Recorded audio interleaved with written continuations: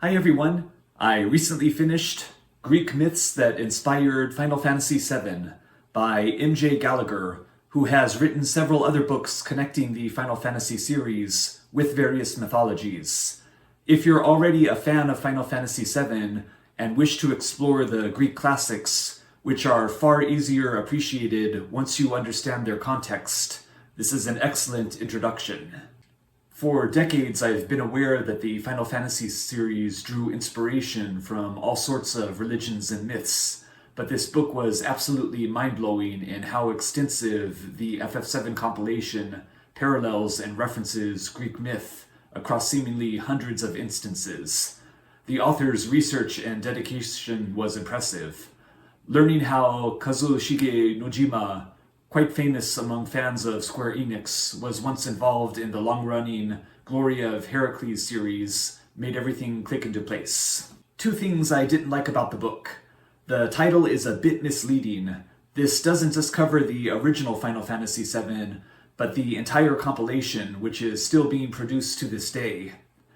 The original FF7 was one of the formative games of my teenage years, and still remains in my top 10, which initially made this book so intriguing.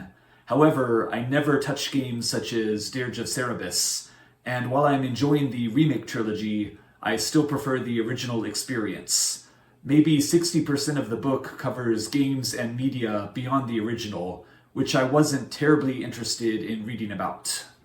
Also, rather than a portion of the book being devoted to a singular game or major Greek myth, it constantly switches contexts and can be exhausting to read for extended periods. But for someone who enjoys the entire FF7 universe and doesn't mind having a little confuse cast upon them, this is perfect. As an introduction to Greek mythology, this book provides a wonderful summary of the foundational creation myth early into reading it. In general, it exposes the reader to all sorts of ancient authors and their work in an approachable and entertaining manner. This book is a bit niche to recommend to just anyone, but it is excellent edutainment for hardcore Final Fantasy fans. If you'd like to stick around, here are my top 3 notes from the book. Number 1, from pages 277 and 278, Theseus Paradox.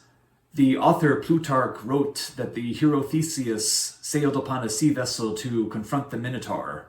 Upon his return, the ship was preserved, but all of its parts were gradually replaced over the centuries. This led Plutarch to question if it was indeed the same ship. Number 2, from pages 279 and 280, Demi-Gods having 2 fathers. In Greek mythology, it was common for demigods such as Theseus and Achilles to be conceived by both a human male and a Greek god. This ties in perfectly to Sephiroth being driven mad upon learning of the complexity of his conception, and reading falsified reports on top of that. And number 3, from pages 284 and 285, Cloud and Theseus. The book draws an impressive parallel between Cloud and Theseus. Their family structure and adolescence were practically identical. Theseus sought to emulate Hercules, while Cloud idolized Sephiroth. Alright, I hope you enjoyed my look at Greek myths that inspired Final Fantasy VII. I'll be back soon with another video, and also definitely try out Final Fantasy VII. Bye!